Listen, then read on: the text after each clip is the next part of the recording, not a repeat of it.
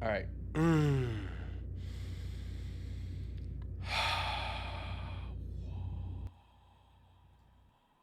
Okay.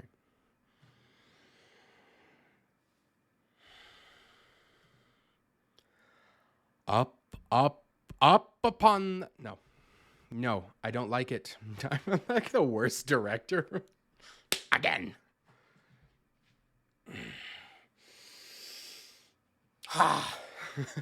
Just fucking go for it.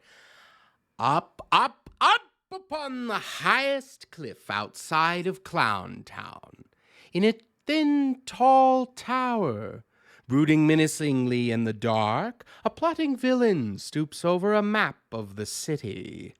A map drawn on glass, glass which overlooks the city. The villain lets out a terrible laugh. oh yes, indeed. A silly little buffoon stands behind the villain. What's so funny, boss? How could a god explain the intricacies of domination to an ant? The villain inquires. The buffoon thinks for a moment. Online courses? The villain turns, swishing his cape. Fool! You dare mock me! The ultimate villain mastermind, MD. The villain turns back to the map, slamming his finger into the glass. A thundering thump echoes throughout the tower. It's an open floor plan. This... The villain winces in pain, recoiling his finger as he hunches down. Ha! The buffoon leans toward the villain. You should put some ointment on that. I don't need ointment, the villain barks back. I need to rule this city, and I have just the genius plan to do so. The buffoon takes out a roll of receipt paper and a pen. He starts to jot down notes. First, I must disestablish any currently governing bodies. The mayor's office is simple, but the various clown gangs that truly rule the city cannot be underestimated. As the villain explains his dastardly schemes, the buffoon starts stabbing the pen into the receipt roll, trying to tap out some ink. Second, the villain continues, fear. The city must fear the chaos. They must suffer without guidance. They must wander the wilderness of their own ignorance. The buffoon chews the pen.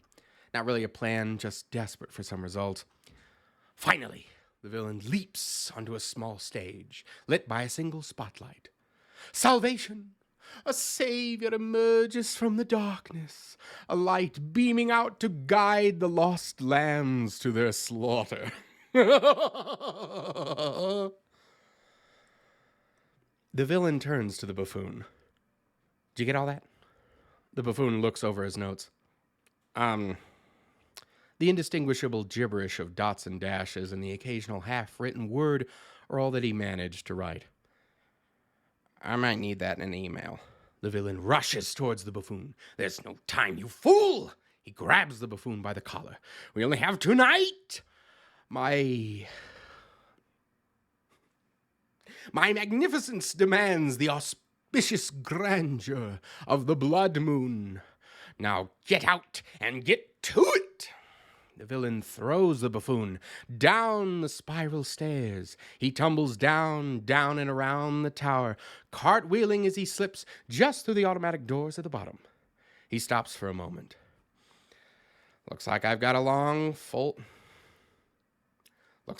full night ahead of me. He puffs out his chest, takes his first step, and slips on a banana peel. It was going to be a long night as well.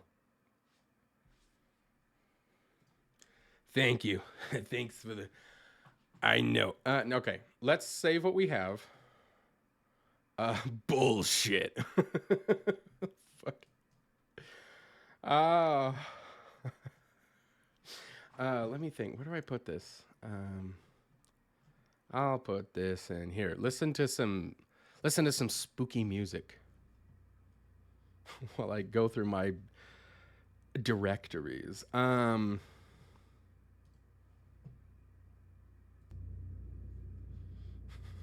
Anybody tuning in right now would be like, what the fuck's going on? What the hell's this stream? Let's see who rules Clown Town?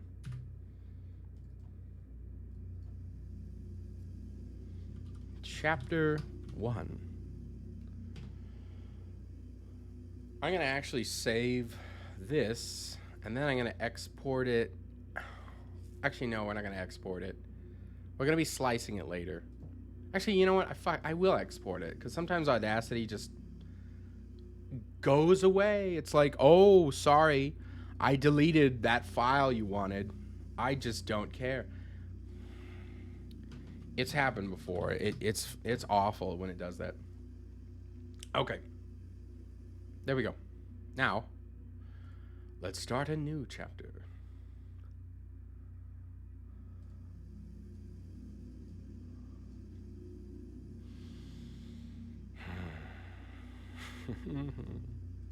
Okay. Oh, right. I have to hit record.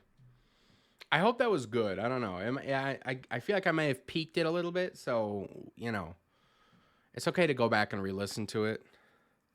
We're going to be doing that later, though. I feel on a roll. I feel like I just have to get it all out there now. All right. Before entering any city, one must first pass through the outskirts, a spooky rural barrier surrounding any city. I forgot about that line. That line sucks. We will repeat this last part. A spooky rural barrier surrounding a metroplex. What do you mean a fucking metroplex? What are you fucking talking about? A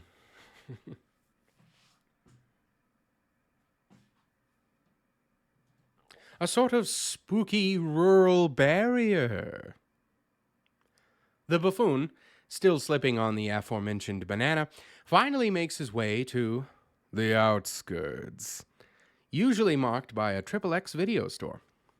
This particular region is currently dominated by a gang of ruthless fiends who stalk their prey with such absolute stillness. It's just so absolute and still. You have to be there.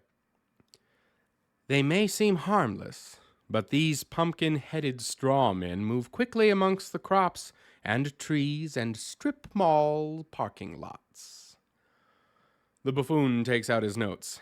Let's see if I got this right, he mumbles to himself. The notes offer no help whatsoever. Maybe I can call him. The buffoon starts taking in his surroundings.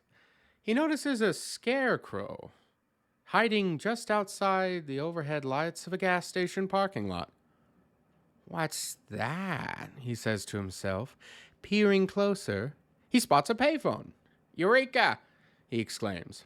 The buffoon struts across the parking lot, past the scarecrow, and right up to the payphone.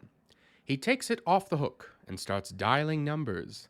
As he does so, he leans against it, slowly turning back towards the road. He realizes that the scarecrow is gone. At this point, the buffoon has entered a few dozen numbers, but the strangeness of moving scarecrows would distract even the most focused of clowns. Still, after a few dozen more digits, the payphone zaps him and hangs itself back up. The payphone zaps him and hangs itself back up. Payphones may be known for their patience, but everybody has their limits.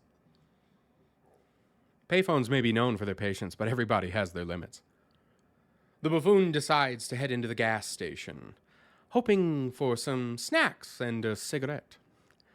The gas station is empty. The lights are off. And the smell of rot putrefies the air. Oh, gobble goes, exclaimed the buffoon. These are his favorite candy. And who couldn't resist Tropical Blast? It's been years since that flavor was available. One is enough, he reminds himself before strolling over to the counter, peering around for potential replacement in case an even tastier candy reveals itself.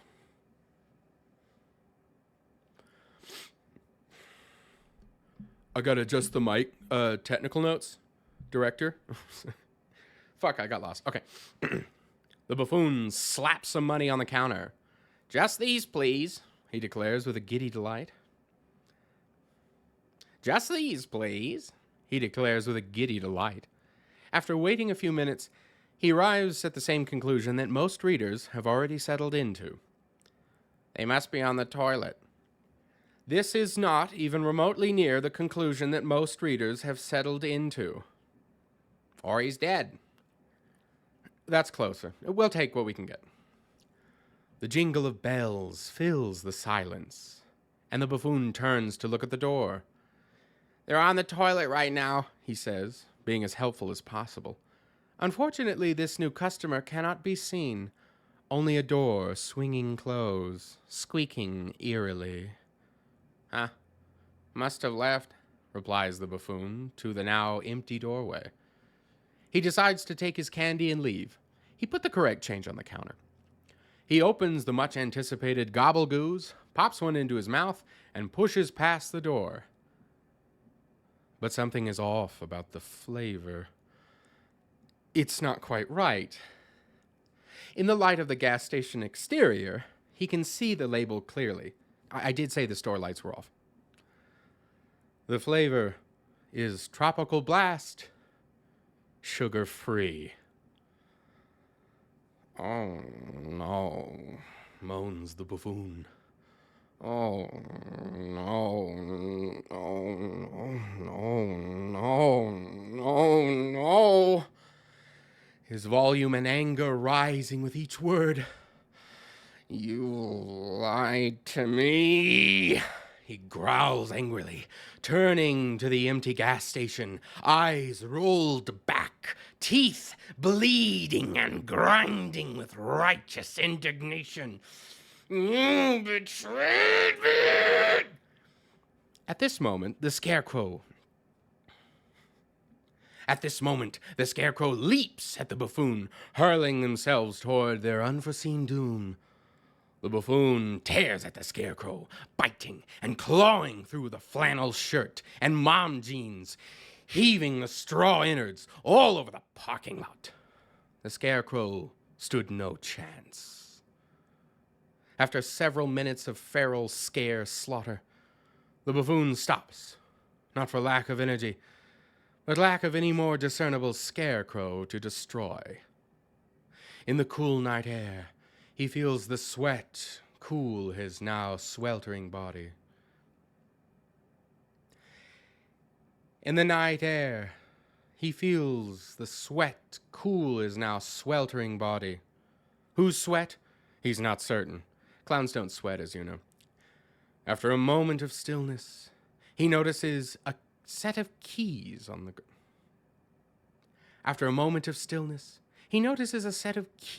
ground. Oh, windfall. Picking up the keys, he sees an old truck parked behind the gas station. Well, onward and upward, he proclaims. All right, once again, keep the mood going. Anybody could tune in right fucking now, and they're like, what the hell is happening? What the fuck is going on? This says video game development, and there's just me yelling at a microphone. All right, WAV. Yes. Chapter 2.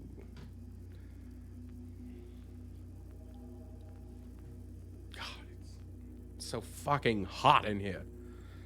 All right, let's create a new one. Shrink you, put you in the corner.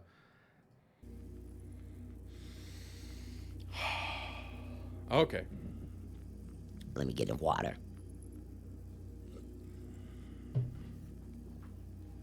So,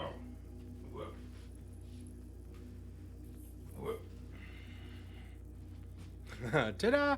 All right. Sorry, the curtains moved, and I thought someone was in my backyard. Um,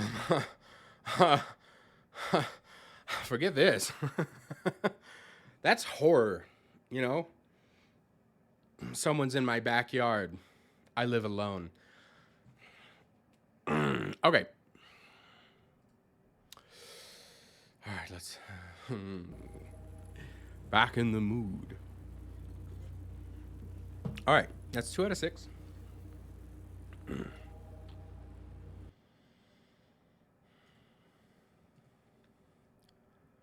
A haggard truck sputters through the oldest parts of Clown Town, a place littered with old abandoned buildings. I don't know who keeps leaving them there. It's a huge problem. The truck's rickety motor drowns out all of the sounds across the Gothic landscape. The truck's rickety motor drowns out all other sounds across the Gothic landscape. Bits of straw fell out of the back. Bits of straw fall out of the back, leaving a clear trail all the way back to the outskirts. The buffoon, adorned in a straw hat, rolls through the stop signs and blinking stoplights, clueless on where to go or even what to do. Where did he get that straw hat, you ask? Stop asking questions, I reply. Eventually, the truck sputters its last, turning over as it finally runs out of gas. Aww, the buffoon whines. Whines. The buffoon whines. And I just got it. Sliding out of the truck, he flops onto the sidewalk, pops back up, and waddles towards an old church.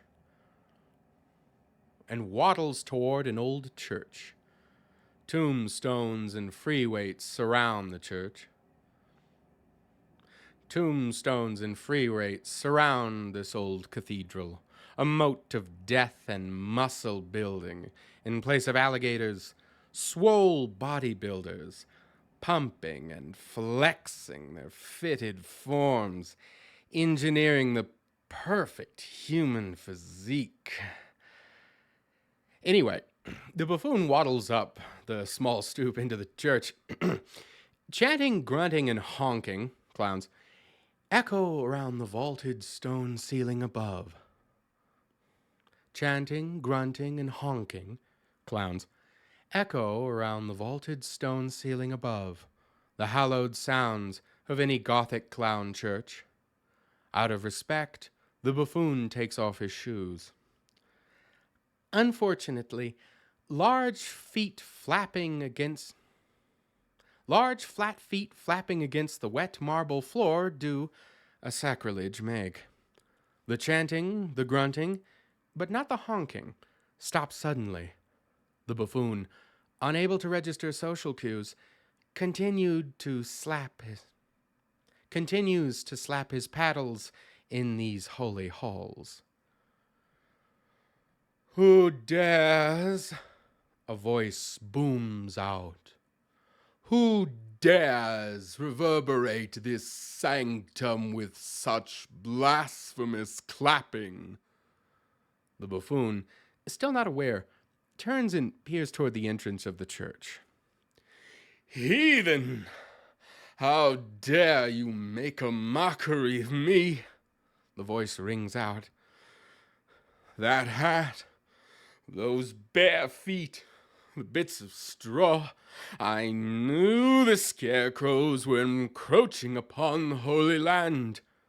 The buffoon, finally getting the picture, tries to remedy this misunderstanding. Oh no, I'm not a scarecrow. I'm a buffoon. You are both, the voice quickly quipped back. But I, High Priest of the Gothic Order, demand penance. I shall make an example of you, buffoon, and when I am done, all shall fear us. And when I am done, all shall fear us and keep sacred this precious temple of peace. Is this the mayor's office? Asked the buffoon. The high priest could take no more. Seize him! The buffoon knows when he isn't wanted. He starts looking for an easy escape route.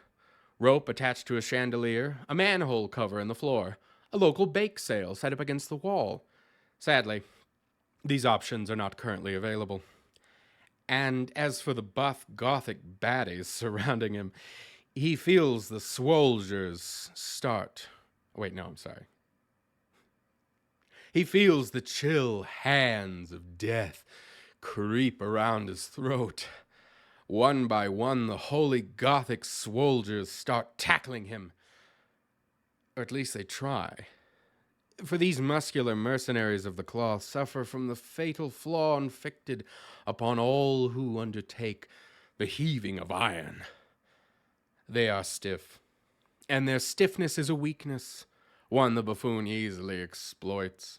He slips and slides his way around the swarm of thick Gothic clowns. Do not fail me, my kin, the priest clamors. Do not let him escape from this place. Sadly, for the Gothic goons, the buffoon simply outclowns them.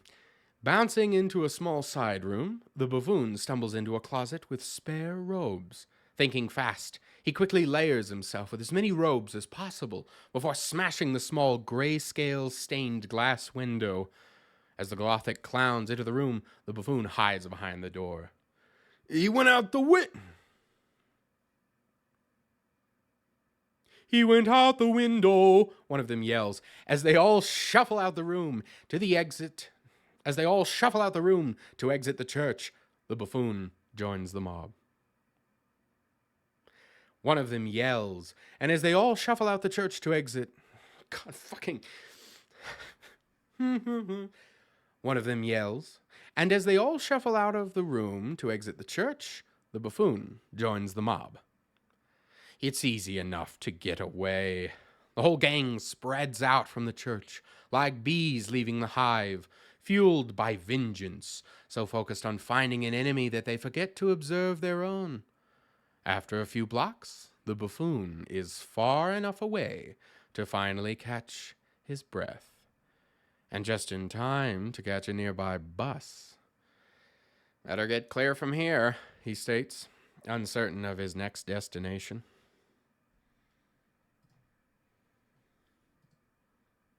Uncertain of his next destination. Keep up the mood. I'm having fun. Chapter 3. God, it is warm. It couldn't be me standing up, moving around. Why is all this exercise making me sweat? This is exercise, good God. It's fine. Self-deprecation does me no good. I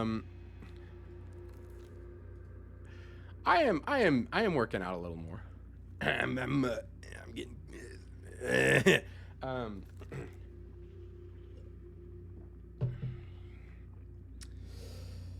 all right. The next section, yes. The factory. We're getting closer to my favorite part. All right. I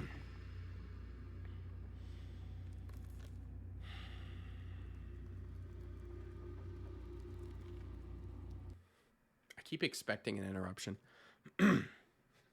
I should have been big text at the bottom, be like, quiet please, performance in progress. Quiet on set, live. Okay. Wait, I'm not done. I'm not ready.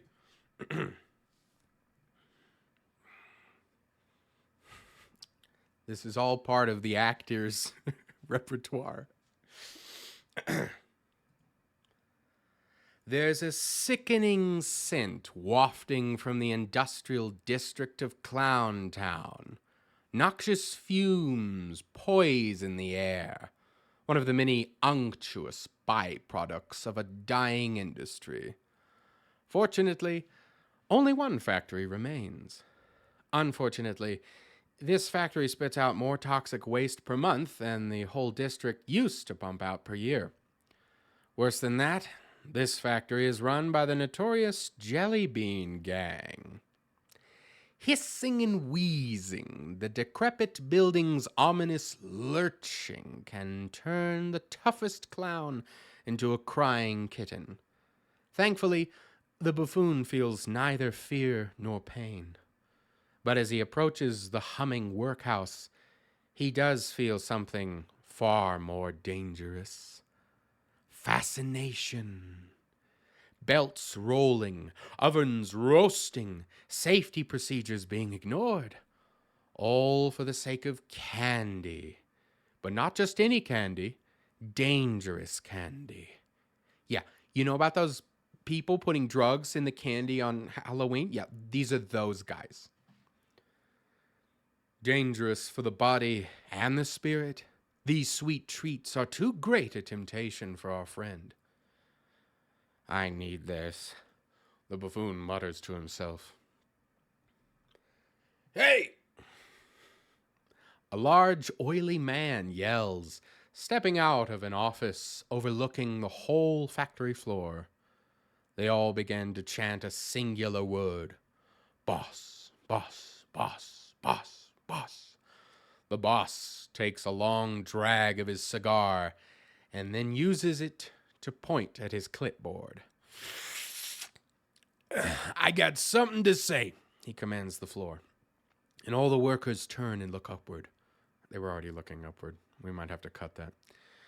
All the workers turn silent. Now, I know we're all guys and gals, friends and pals, but we still got rules here. One of them is no smoking in the main hall. Smoking is to be done on the floor only. Cigarette butts belong in the mixing machines. We gotta keep up the smoky flavor. The buffoon moves in closer, captivated with the entire ordeal. The boss carries on.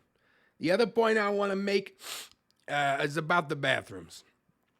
We don't have any, because we don't need any. Piss belongs in the mixer with the lemon and lime flavored things. And don't get me started on the other bodily fluid. We have charts on the wall for a reason. Use them. We have charts on the walls for a reason. Use them. As the boss explains, the buffoon accidentally knocks over a few empty bottles. The whole floor turns.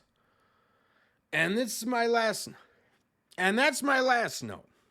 The boss's booming voice instructs the workers. Say hello to the new guy. He's here to learn the ropes, so go easy on him. As the boss turns to head back into the office, he pulls on a dangling chain. A loud horn hollers, drowning the room in its blaring cry.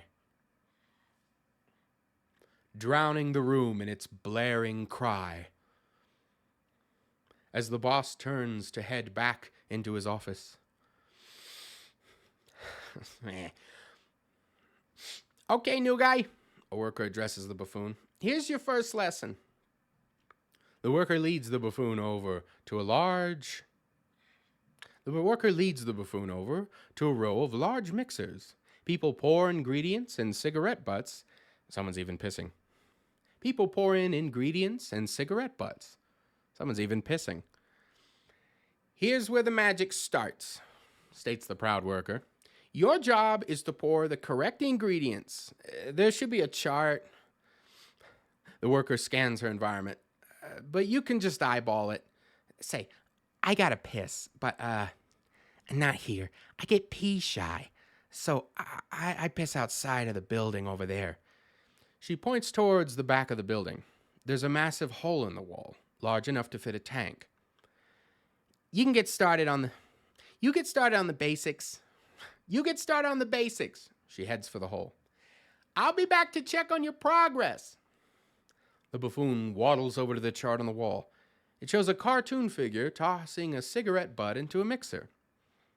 The buffoon waddles back over to the mixers, pulls out a pack, and starts smoking. He takes the whole cigarette in a single drag.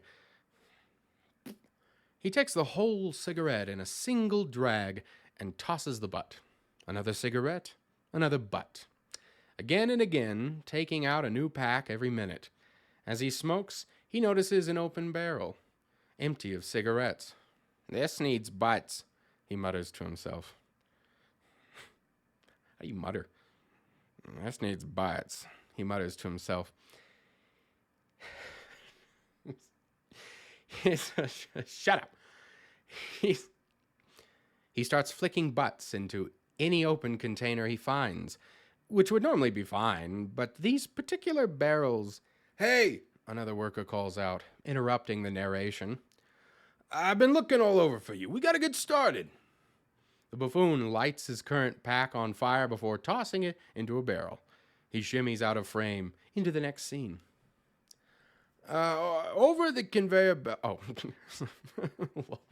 Hey, this is my show. Over at the conveyor belts, the second worker explains the shaping process. "Here's where we take the hot, icky, sticky and roll it into pellets. My boss used to be making this...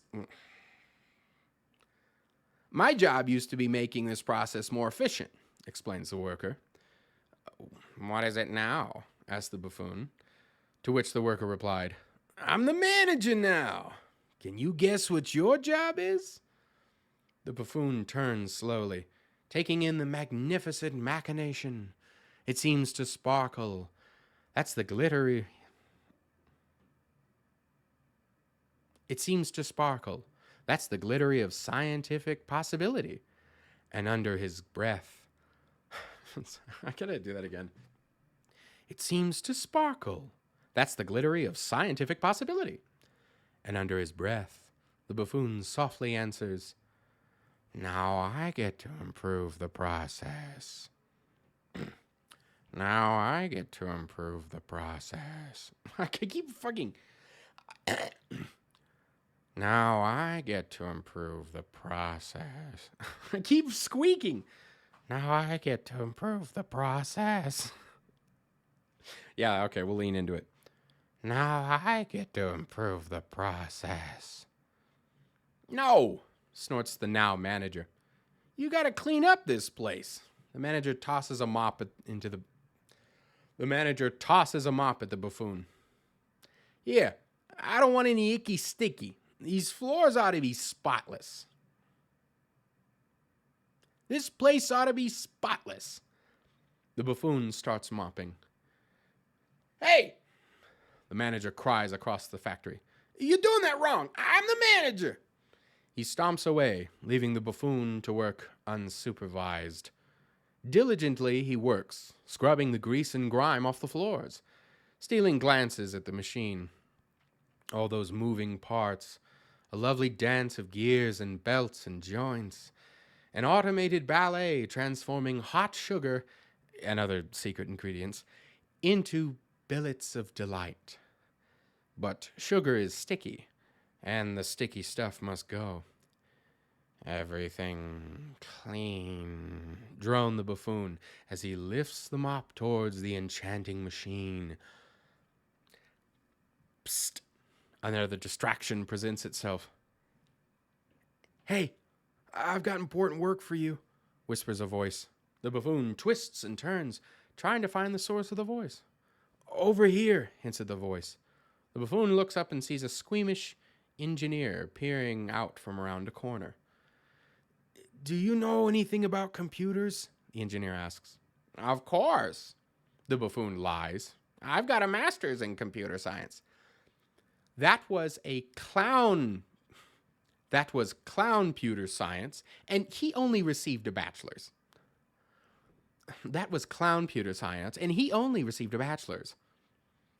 The buffoon saunters over to the engineer, dropping the mop into the machine. In a little nearby nook, the engineer holds a seat open for the buffoon and inquires, "What do you know about cobalt?" A loud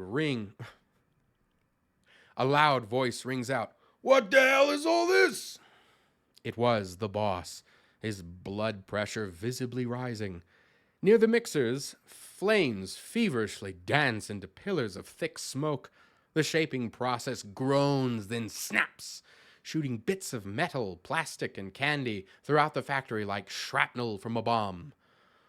Who's responsible for this? Hey, why isn't the new guy cleaning? Asked the manager. Hey, why isn't the new guy cleaning? Asked the manager. Cleaning? Questions the mixing supervisor. He's supposed to be flavoring. Why are they have the same fucking voice? Cleaning? Questions the mixing supervisor. He's supposed to be flavoring. The engineer takes out a bat, smashes the computer, and then shoves the bat into the buffoon's hands. We need a new computer. It's easier this way. You, the boss explains. The boss exclaims. The buffoon turns and realizes that the boss is pointing at him. He motions a finger towards himself. Yes, you, shouts the boss. You're not the new guy. Who are you? The buffoon shrugs. Get that trouble. The buffoon shrugs. Get that troublemaker! The boss violently commands. The boss violently commands. All the workers face the buffoon. Slowly they begin to encroach. The buffoon senses their malice and decides to skedaddle. The buffoon senses their malice and decides to skedaddle. The buffoon senses their malice and decides to skedaddle. He hops and flops over to the open drain in the floor where the wastewater washes away, slipping into a narrow pipe. The buffoon exhales all the air out of his body, squeezing and sliding away. Squeezing in and sliding away. Damn it, the boss exclaims. But before he can get another word in, someone rushes up the stairs. Boss, the Gothic priests are in the area. Why am I doing Jerry Seinfeld?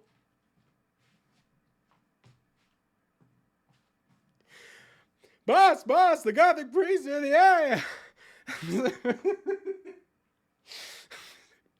They're all over the place like bugs. Bugs, the boss repeats Bugs, the boss repeats to show solidarity. Then it dawns on him. Hey, that fake new guy. He was wearing a priest's robes. That little bug was here to infest the place. No wonder everything's in a jam.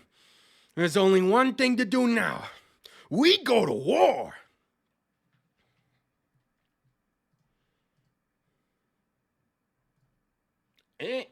Sorry. Hold on. Is this it? We go to war. Yeah, that's it.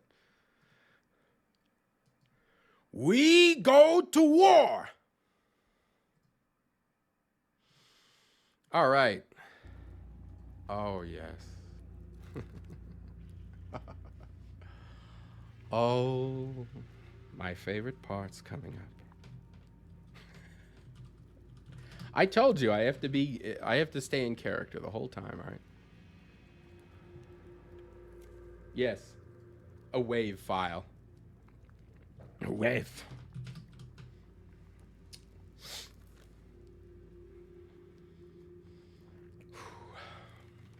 Okay.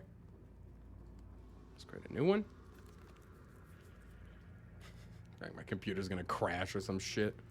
Sorry, we lost all the audio data. Whoops. So I hope you weren't doing anything important. All right. Should I take an intermission? Yes, we'll take an intermission. You can listen to the spooky music while I take a piss. Lemon and lime coming up.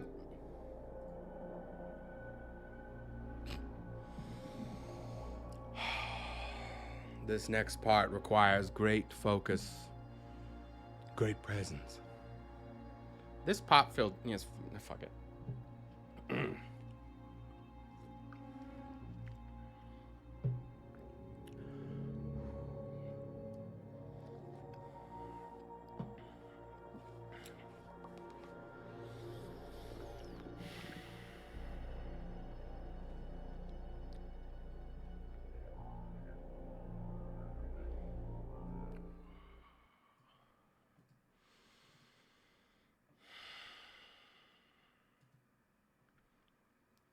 Down, down, down the drain, all the waste and all the rain.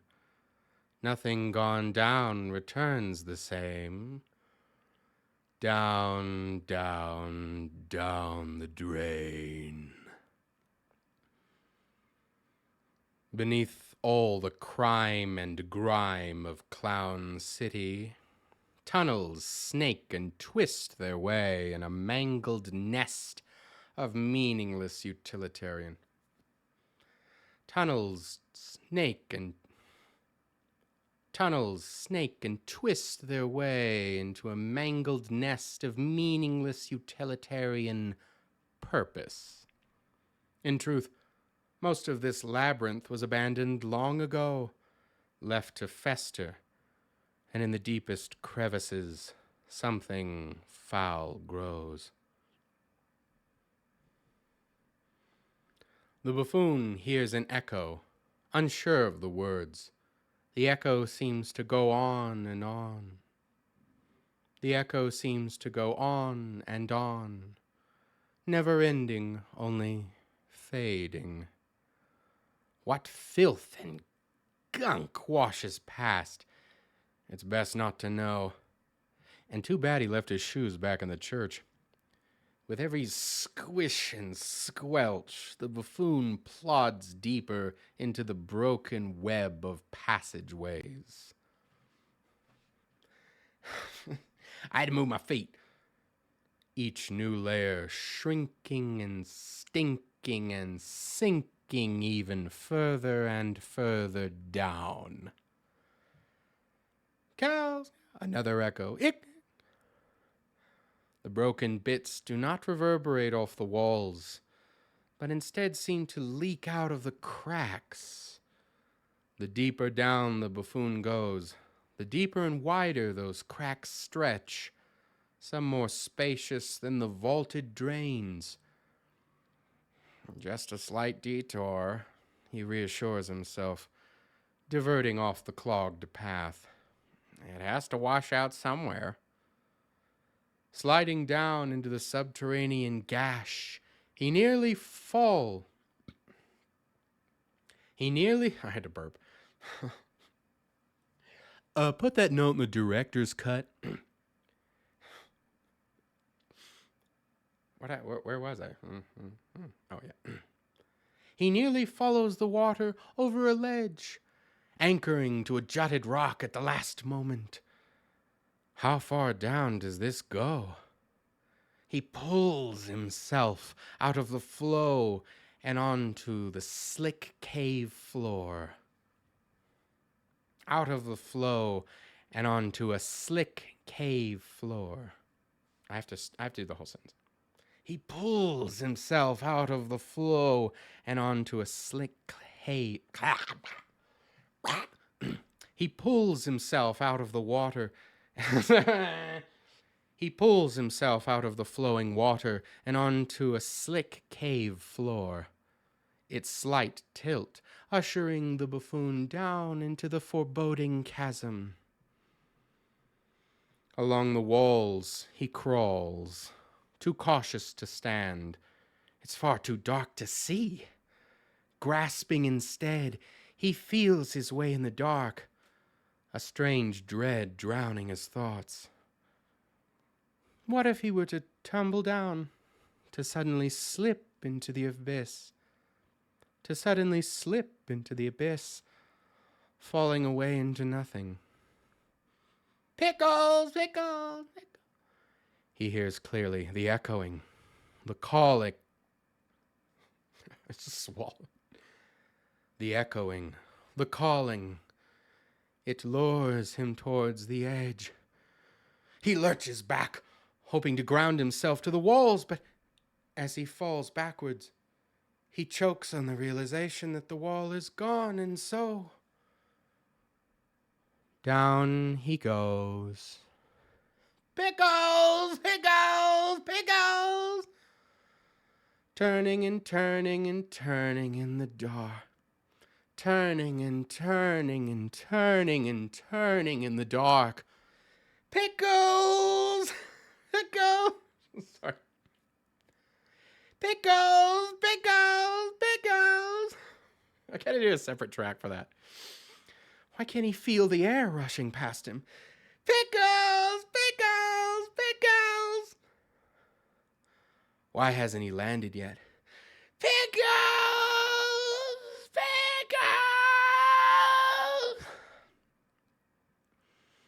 Why can't he feel at all?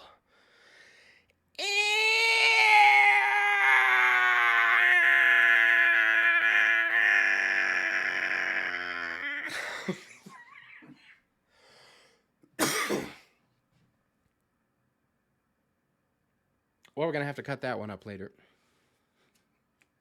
My roommate's probably like, what the fuck did you write? Yeah.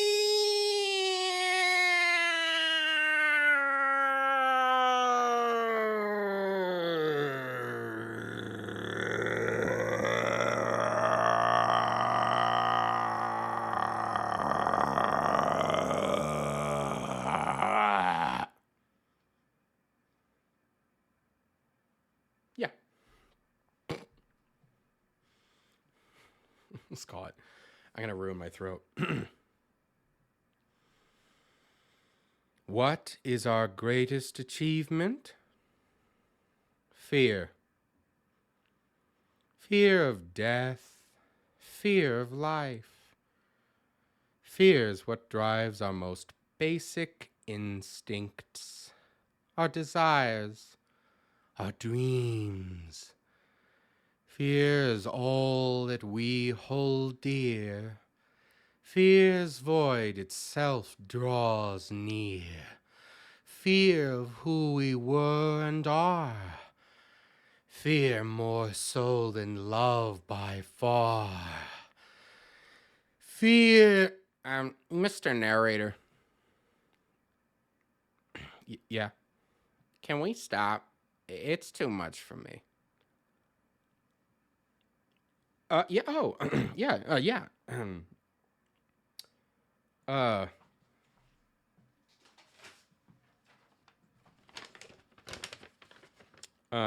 right, let me see.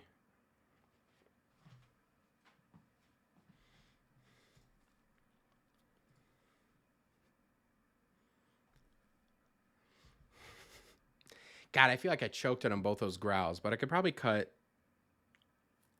the end of that second one. I was just like trying to get deeper. I couldn't do it. I couldn't do it. Okay, more spooky music.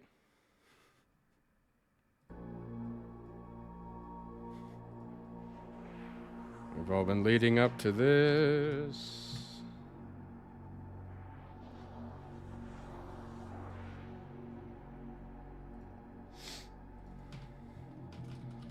I'm sweating like a hog, y'all. Sweating like a hog on Christmas.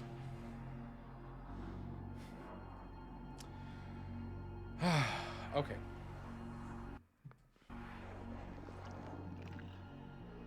Did you hear that noise? that was actually really weird and gross. Things you don't want to hear on your spaceship. Weird alien gloop.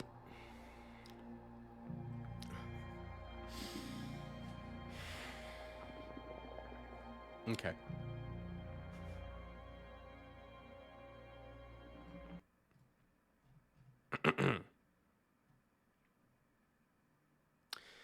Oh, right. The buffoon wakes on the floor of the tower. His head throbs and his bones ache, but he's safe. Echoing down from the top, the villain monologues and dictates to no one. The buffoon stands up, brushes himself off, nods to the narrator, then cartwheels up the stairs. Upon entering the room, he announces himself. "I'm back." "Of course you're back," the villain exclaims, flipping switches and pressing buttons. "I've been watching all along. The empty outskirts, the harried church, the kerfunkt factory. It's all gone according to plan.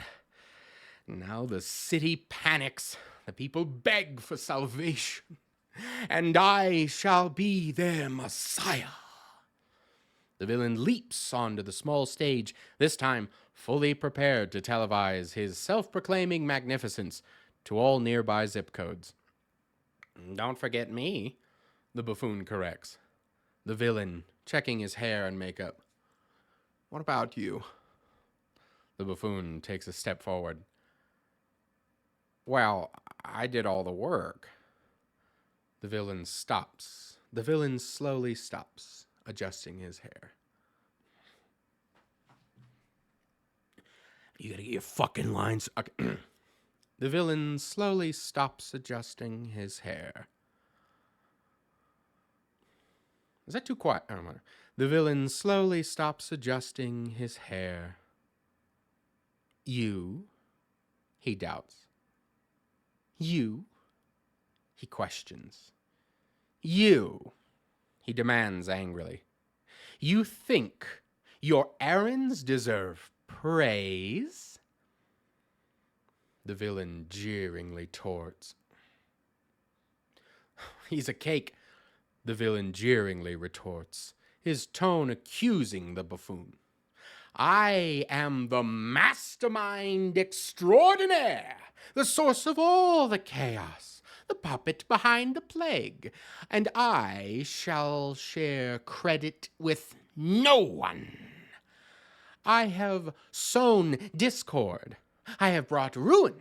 I have wretched this city to its knees, its confounded residents meagerly writhing about in their own filth and foolishness.